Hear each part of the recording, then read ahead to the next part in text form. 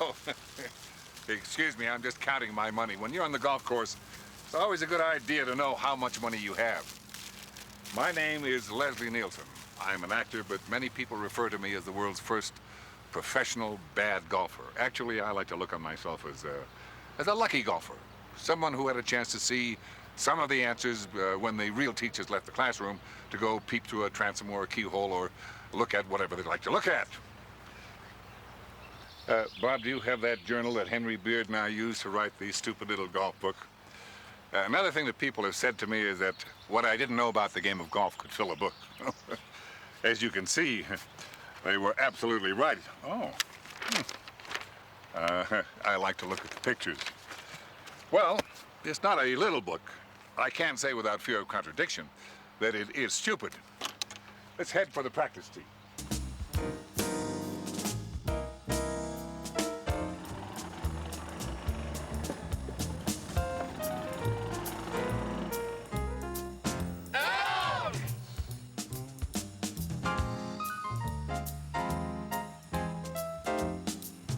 Now, I mentioned earlier about having some of the answers, Bob. You call this a head cover? Oh, safe golf. As I was saying about having some of the answers, to be able to miss 90% of your fairways, to be able to miss 90% of your putts, to land in 85% of the hazards in regulation, you must be willing to get up there on the practice tee and hit a few buckets.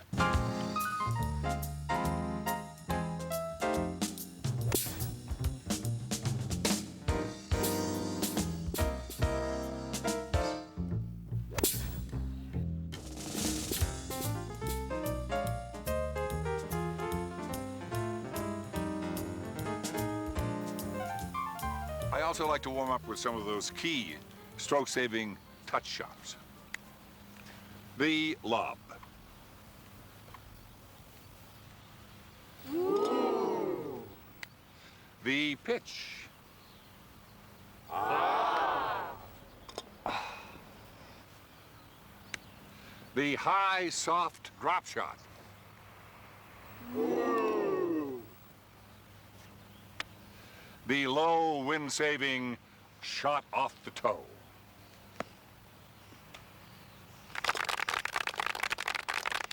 And the bread-winning bump and run shot.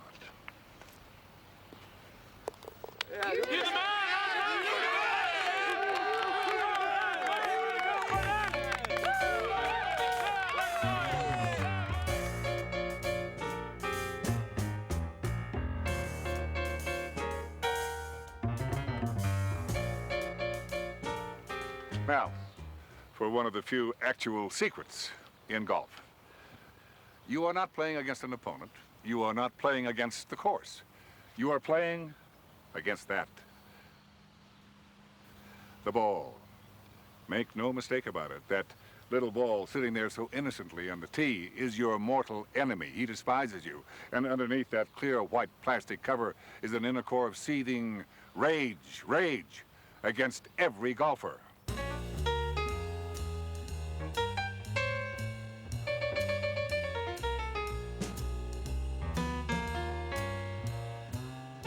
He doesn't look like any formidable adversary, but believe you me, he's a wily foe, and at the first chance he gets, he'll fly into the rough, or he'll bounce into the water, or he'll hide in the woods for months.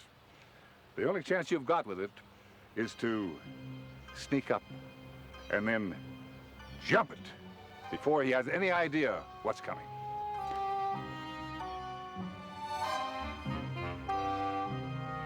You can use the nonchalant approach and see if you can land a sucker punch before it knows what hit him.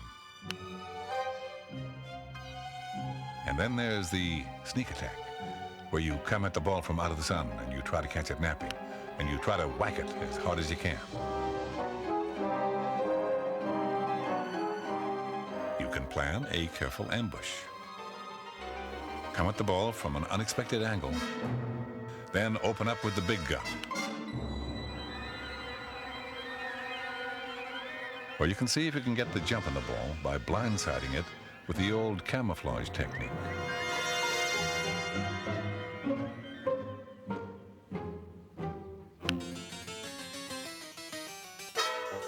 Some of these moves may be rigorous, and for some senior golfers, the deceptive wheelchair maneuver may be in order.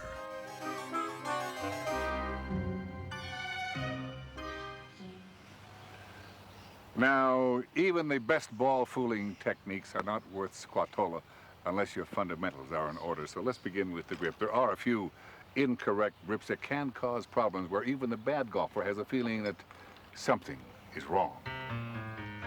The cat's cradle, it appears solid, but it is really a bit too mechanical.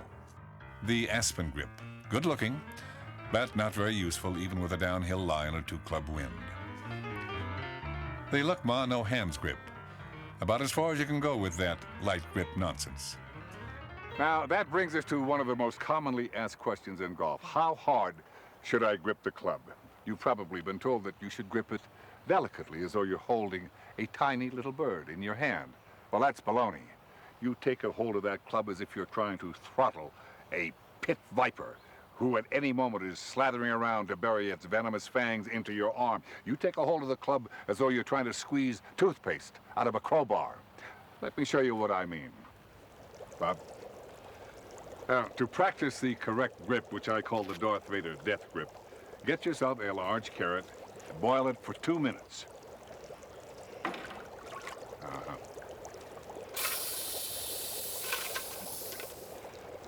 Take the carrot and squeeze it tightly. When you see the carrot puree oozing between your fingers, your grip pressure is just about right.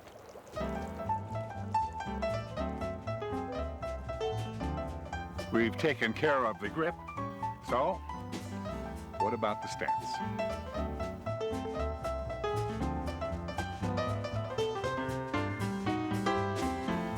Now, there's a simple way to check to see if your stance is correct. Address the ball, square up your club, drop your head slightly. Now, the ground between your legs should come into sight, and you should see 2 feet. If you see no feet, or only 1 foot, or 3 or more feet, that's a very good indication that you should do some work on your stance.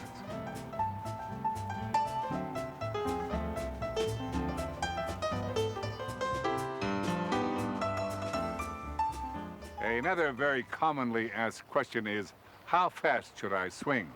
I hear many a bad golfer saying, if I could only swing like Freddie Couples, I'd hit that ball a mile. His swing is so smooth and so effortless. Well, let me show you, when I swing like Freddie Couples, just what happens.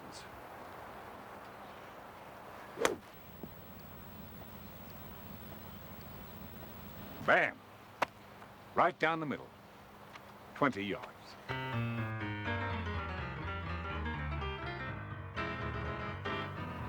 The key to really powering the ball lies in producing that incredible supersonic club head speed that occurs in that split second before takeaway and impact.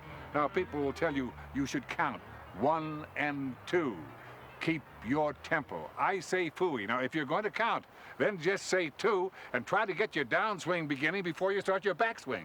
Basically, you're not swinging too fast, unless the surrounding vegetation suffers visible wind damage. Of well over 100 miles per hour. Trees are being uprooted from all over the city. Roofs are being lifted from the tops of their buildings. Storefronts blown out. Power lines are down everywhere. It's almost as if everything has gone black and the world is coming to an end. Or unless the ball explodes. Or unless you start your backswing while the ball is still in the ball washer. Now, another commonly asked question in golf is, what is my swing thought? I say it always depends upon the shot. For myself, when I drive, I prefer to think of the ball as a baked potato. A dollop.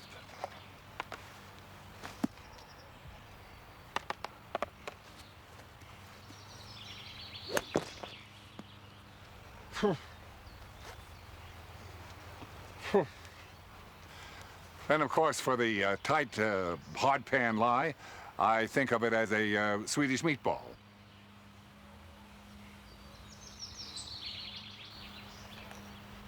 A pepper, yes.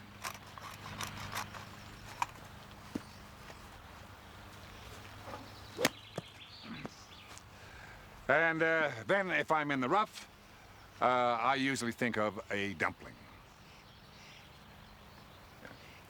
No gravy. I don't want to hit it fat.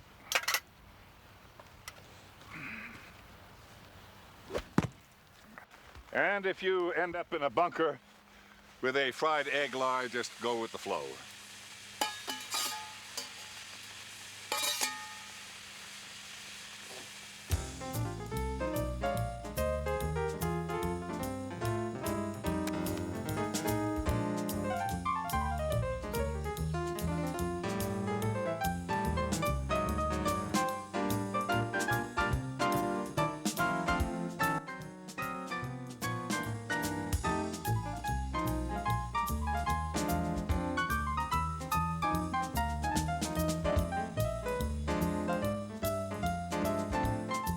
So much for the preliminaries. Now, I'm going to make a full bad golf swing, then we'll go over it step by step to examine the sheer poetry of the thing. Because even the best bad golfer can make a better bad swing. All right. The swing that you're looking for is somewhere between the long lateral movement of, say, a Mickey Mantle about to hit a home run and that powerful, crushing, downward stroke that you would use to ring the bell at the county fair. The club is lifted sharply up and back with an elbow-raising snap of the right hand. The knees lock, and the weight is transferred to the toe of the left foot.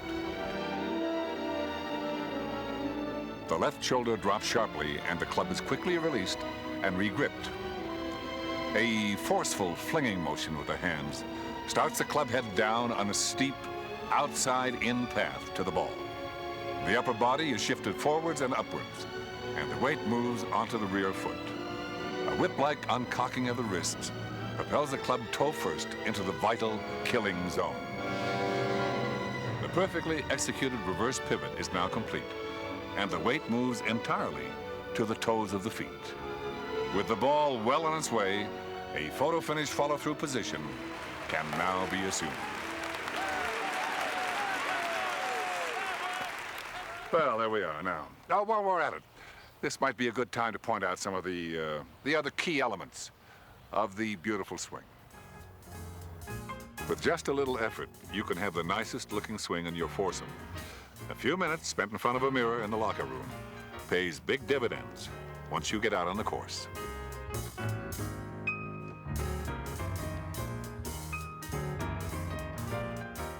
I'd like to take the time now to show you from another angle the importance of the incredible power of the bad golf swing. Bob?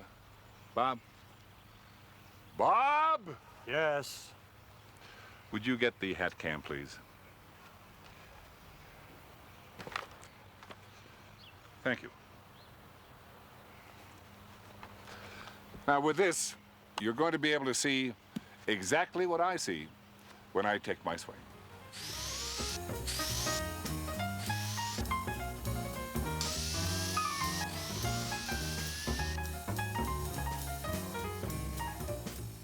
Well, there you have it. The camera doesn't lie. I did move my head on my swing. You know, if you ask a golfer why he made a bad shot, he'll invariably say, well, I must have looked up. But all of the golf books say that's not the problem. That's just a symptom of a hidden error in your golf swing. You cure the problem and you stop looking up. Well, I disagree. They all say that to play decent golf, all you have to do is to keep your head still. Well, unfortunately, for most of us, that is impossible. I also believe that the only thing that separates good golfers from bad golfers is good golfers always keep their heads still. And they always have. They simply can't imagine what it's like to move their heads when they swing. Any more than we can imagine how you could possibly complain about shooting a 79. Yeah, well, there's something wrong with this. Yeah. Thank you. Now, I'm not going to mislead you that I have the secret for keeping your head still. Excuse me. You're Leslie Nielsen, aren't you? Yes? The world's greatest bad golfer. I've heard a lot about you. Well, how do you do? And your name is, John Boswell. Nice to meet you, John. Real pleasure. Yeah. You don't mind if I play a couple holes with you, do you? Well... I should tell you, I'm not a bad golfer. In fact, I'm a very good golfer. In fact, I'm a scratch golfer. Well, I hope you don't embarrass me. Don't expect me to play up to your level. Leslie, I wouldn't expect that, but don't expect me to play down to yours. Oh, go right ahead. Is this your ball? Yeah?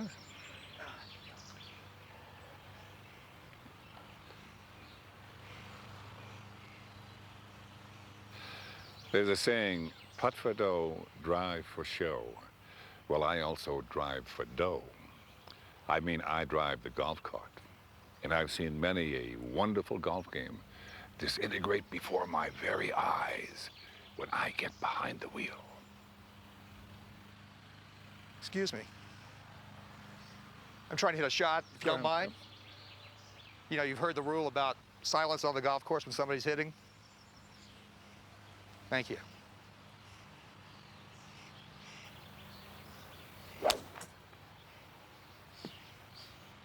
Very nice shot. Thank Very you. good. Would you toss me my ball, Bob?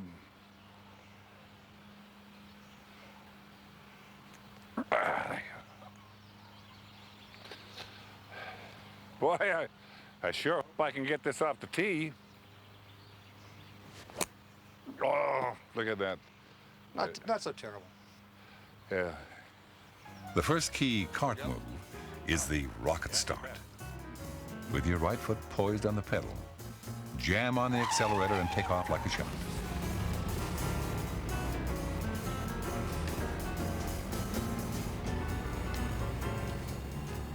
Whenever you get a chance, drive over your opponent's ball. There's my ball, right in the middle What? of the fairway. What? Hey, you just ran over my ball. Run, I'm sorry. Just a minute. Back up there. What are you doing? Well, I don't see where the ball is, and... Oh. I'm sorry, John. Always leave the cart just close enough to spoil his swing.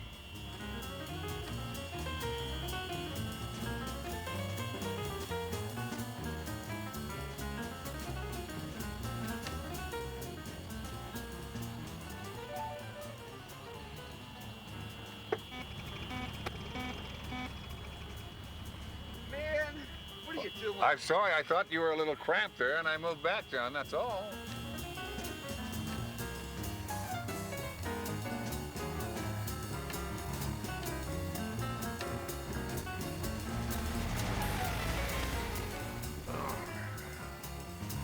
Well, let's see. Looks like a nice, I don't know about you, but I find I hit much better shots when I don't have the feeling that people are staring at me.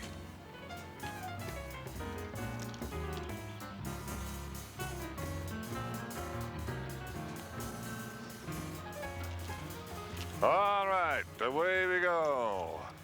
And there she goes. Straight down the middle. Not too bad for a non-scratch golfer. Another good technique is the drive away.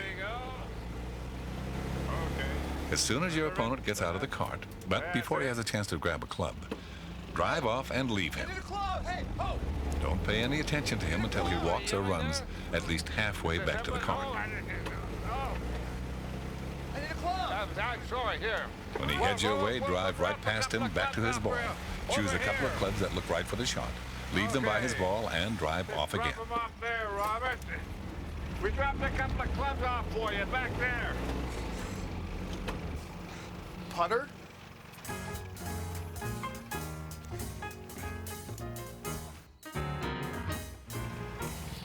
Ah, yes, indeed.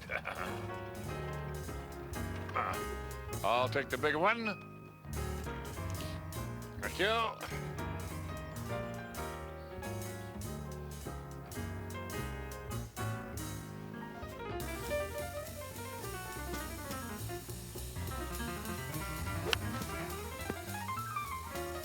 Okay, here we go.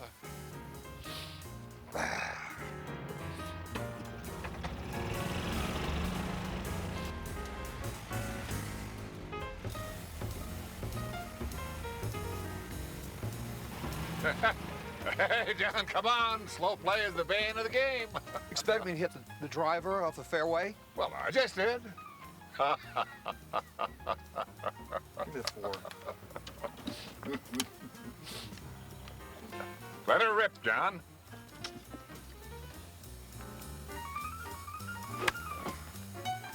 Good shot.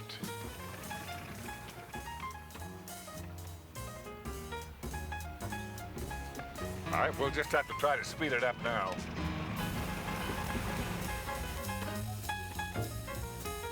Another excellent technique is the brusharoo.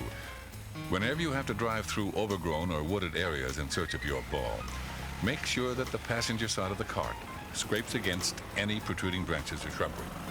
This will also discourage an opponent from accompanying you on ball hunts.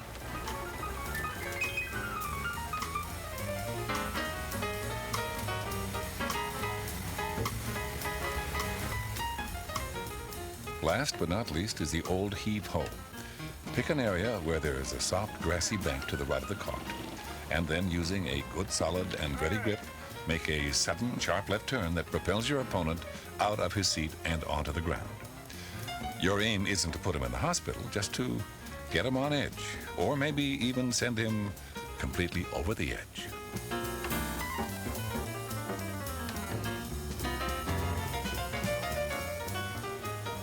Hey, what happened? You all right? You pointed over here. I was trying to get your attention. I was pointing over there. Come on.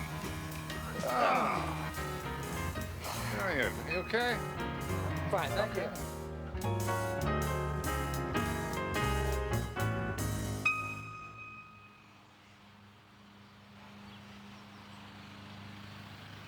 100 yards out.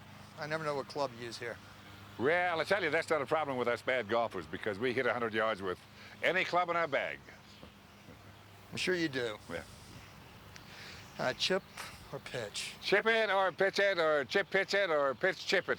You know, the secret of the short game for the bad golfer is that it remains a secret till you get to the top of the backswing, and that's for the bad golfer. Then that adds the pizzazz and the panic to the game, John. Fine, thank you.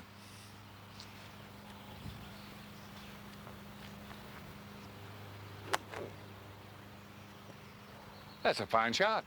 On the dance floor. Thanks. Well, it's not much green to work with. To get the spin I need, I'm going to have to make the absolutely perfect shot.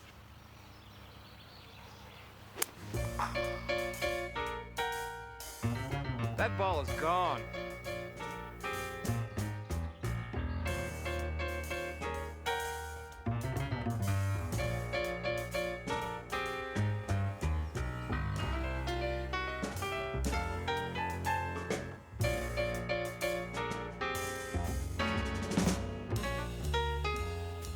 You have to learn to wait for the shot.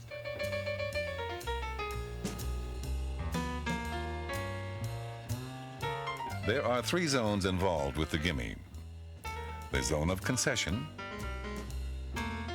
the zone of discussion, and the zone of acrimony. Ah, very good.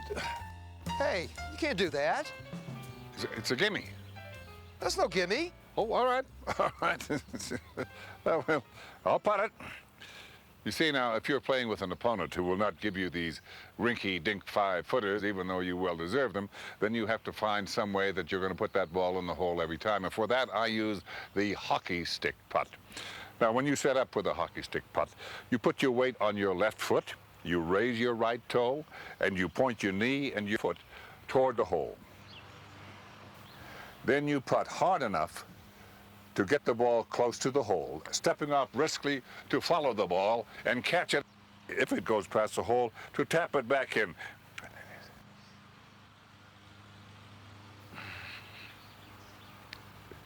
You're up. You know, I actually plan to make this the old-fashioned way, by putting it. Put that ball right in there, John. Do you realize that in the metric system you're about 5,999, maybe 6,000 or so centimeters from that hole? Can I putt now? You miss your putt, he misses his. I call that counter putting.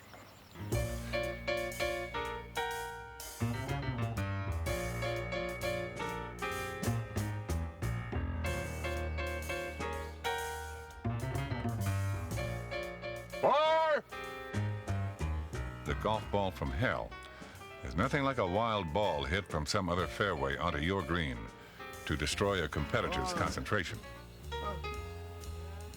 Stand directly in your opponent's line and lean imperceptibly to one side or another as he tries to read the break.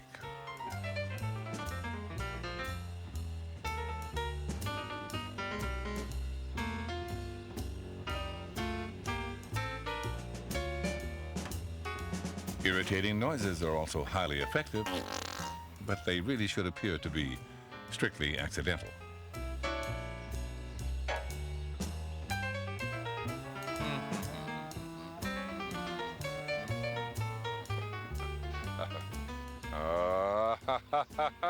What, you're the only one that gets the gimme?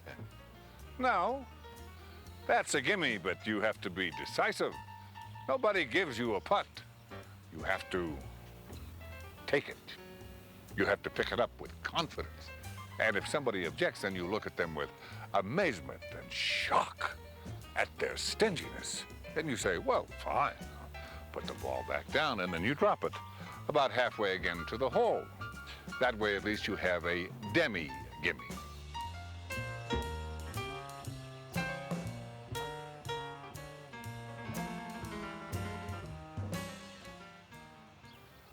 Bob, there's only one thing to do.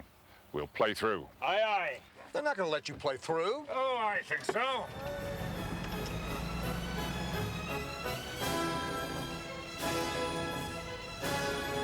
Ready, playing through. We have a scratch golfer here.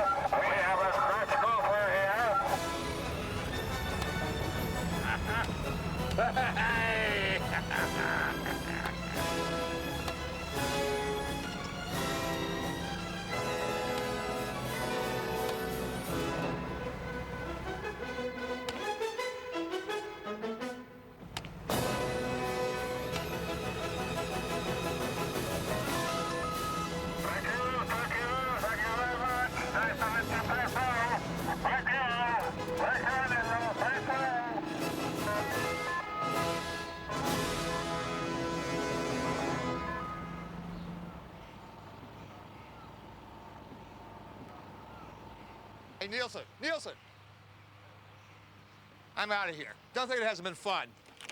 But I've got some real important phone calls I've got to make. Oh, well, thank you, John. Yeah, don't mention it. Yeah, had a good time. Yeah, thanks.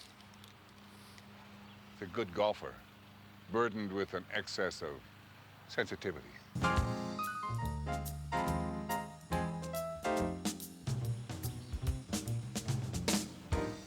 Maybe a little too much club. Excuse me, Mr. Nielsen. My name is Doug, and I was wondering if you'd help me with a decision I've got to make. Yeah? I'm trying to decide whether I should become a golf pro or an actor. Well, how do you do, Doug? Why don't you tee up a ball and show us how you drive?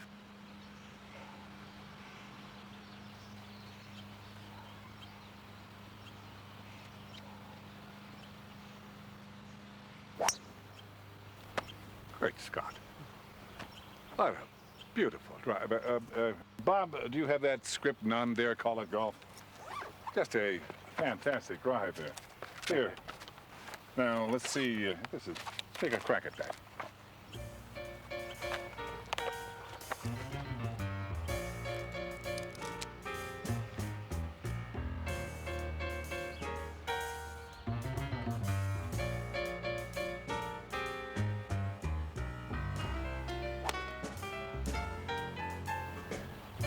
Well, what do you think? I think you should stick to golf.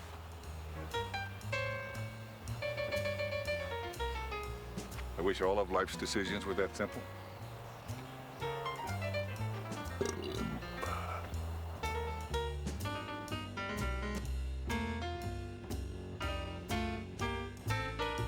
There are a few mental images that I use that are successful about 15% of the time. But for example, I imagine myself on the surface of Jupiter, where you have to have a superhuman effort to raise your head, where the gravity is so intense that the snot in your nose weighs more than a 2-ton pickup truck. And the other one, for example, I imagine that I have shampooed my hair with a product that has been laced with nitroglycerin. If I so much as move my head a millimeter, I will be taking a long cab ride to scratch my left ear. But the one that I like the most is that Abu Kaboom, the noted terrorist, is standing at the end of the T.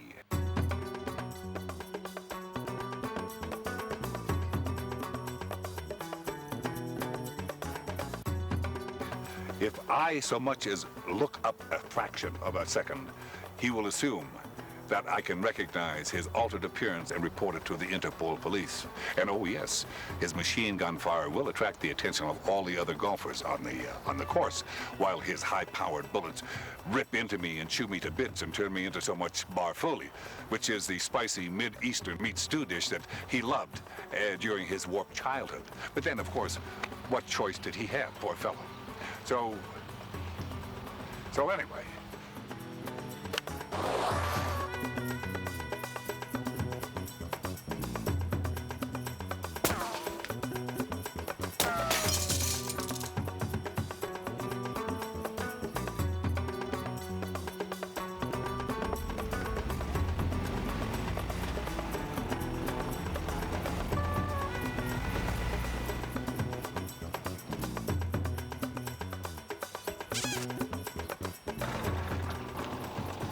Now, all bad golfers make bad golf shots, but all bad golf shots are not the same. So it's important to be able to identify those shots while they're in flight, because it makes it easier for you to find the ball after it has been hit. Now, every club has a sweet spot, usually in the center of the club face. That's where you're supposed to hit the ball. But that space is not too large. Well, let's go to the electron microscope. Thanks to research at the Department of Comparative Golf at Bobby Jones University, we now know that the sweet spot on the average golf club is only 12 picocroutons across, about half the diameter of the smallest known subatomic food particle. Now that means that the basic golf shot is hit always a little off-center, which lends itself very well to bad golf. But let me hit a few, and we'll identify them while they're in flight.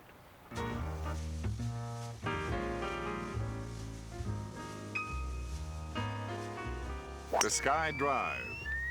Straight up, straight down, between 1 and 40 feet. Classic air ball. If there's trouble on the right, this shot eliminates that. Duck hook. A pure shank. A great intimidation shot for nervous opponents. If after your full bad golf swing, your ball is still visible on the tee, That is a practice swing. If they insist that it be counted as a stroke, then it is one of the easiest to find.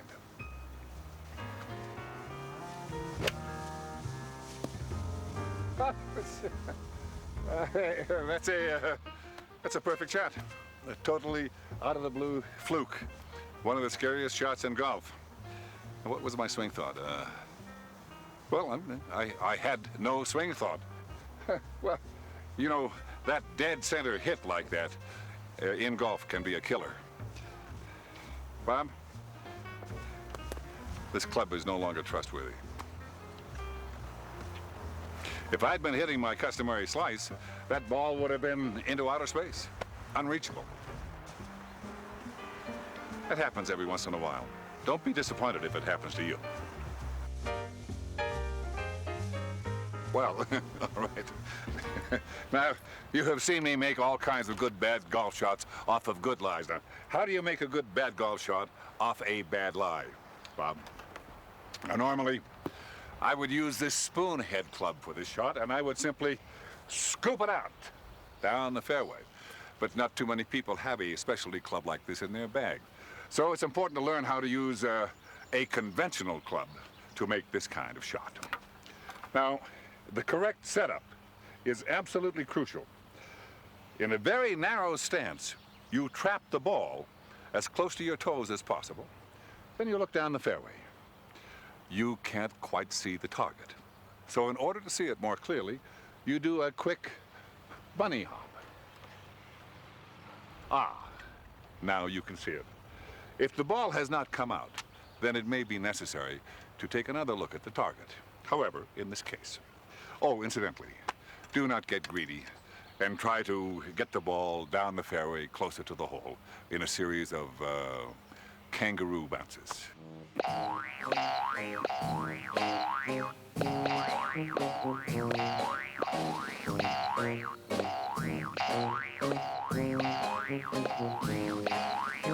You know, most golf teachers recommend that you practice with a heavy club to get the feel of the swing. The legendary Harvey Penick, he used a weed cutter. I prefer the old-fashioned scythe to groove a solid hip and shoulder turn. You know, often when I'm in the rough, I'm afraid that I'm going to tense up. So I take the scythe and I just take a few good swipes with it.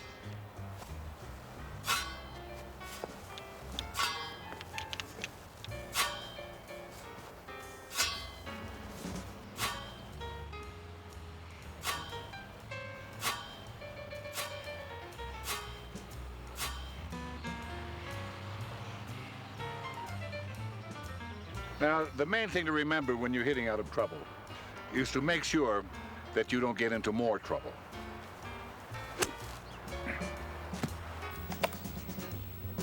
And failing that, then make sure that you get into different trouble.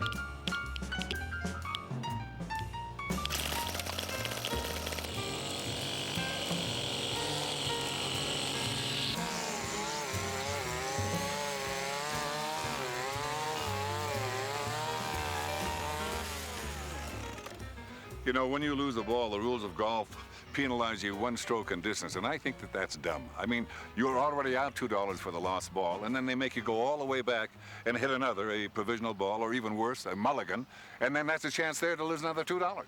But that's the way it is. So I say then, just really, really search for that ball. I mean, beat the bush, beat whatever is in the bush to find it. Now, they only give you 5 minutes to do this, so every second counts. And by that I mean the scorched earth policy.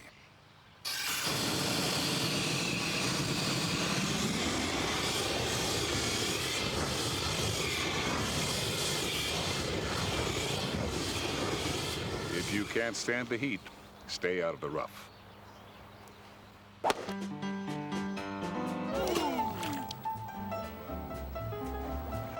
Well, it's quite playable.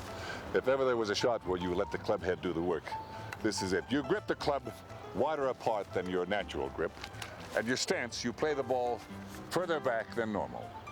Then position the cup head of the club directly behind the ball, and moving it slowly forward, snare the ball, and then in an upward and outward motion out of the water, you take it to the top of your backswing, and then cast it smoothly forward, snapping your wrist to propel the ball forward.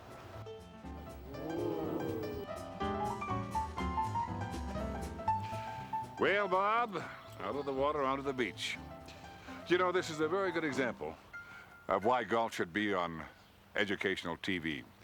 We're not only making progress, but each time we are recreating the billion-year history of man's momentous journey from his humble origins, out of the sea, onto dry land. Now, the important thing to remember in hitting shots out of a bunker is that those shots are not completed until the ball is out of the bunker or until you have stopped swinging. Now, that's very important information. So if your ball is in the bunker, don't walk right in to hit it. Just stay on the outside and take a few warm-up around the world 360 degrees practice swings to establish the continuous nature of the upcoming shots which you will make in the minds of those who may be onlookers. Now, in hitting out of a fairway bunker, you're dealing with two contradictory objectives: to get the ball out of the bunker and to hit it as far as you can. Now, since I won't be deciding which I'm going to go for until I'm at the top of my backswing, I'm going to use my 6-iron, which I can hit a full 150 yards, or I can hit a more controlled 0 yardage, depending on the swing that I select. And so, as I advance through the bunker, propelling the ball out of the sand with my patented multi-blast explosion shot, it may seem to the untrained eye that I'm taking several individual swats at the ball. But in reality, this is a classic one-piece swing, albeit one that was recently glued together.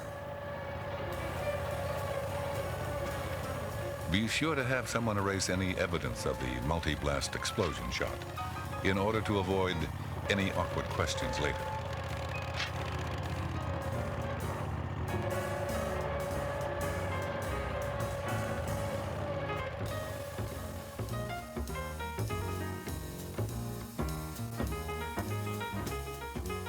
Well, the situation looks hopeless.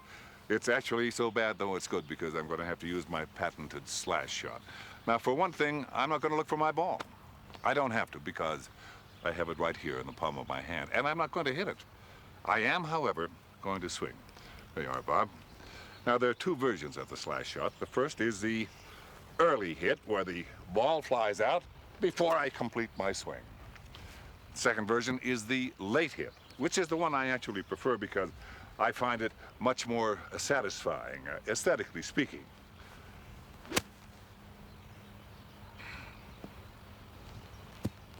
See?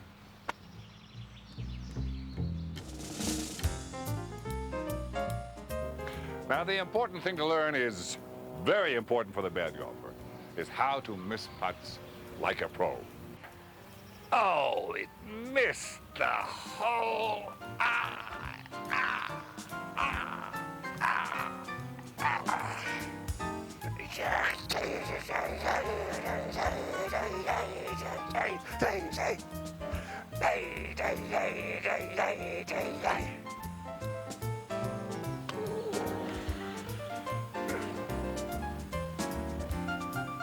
Whoa.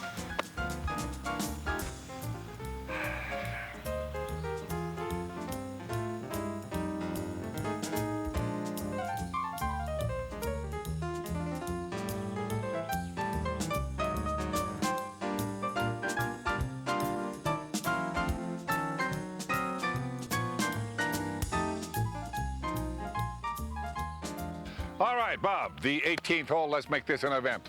185 yards. I think I'll feather in a little driver. Hey.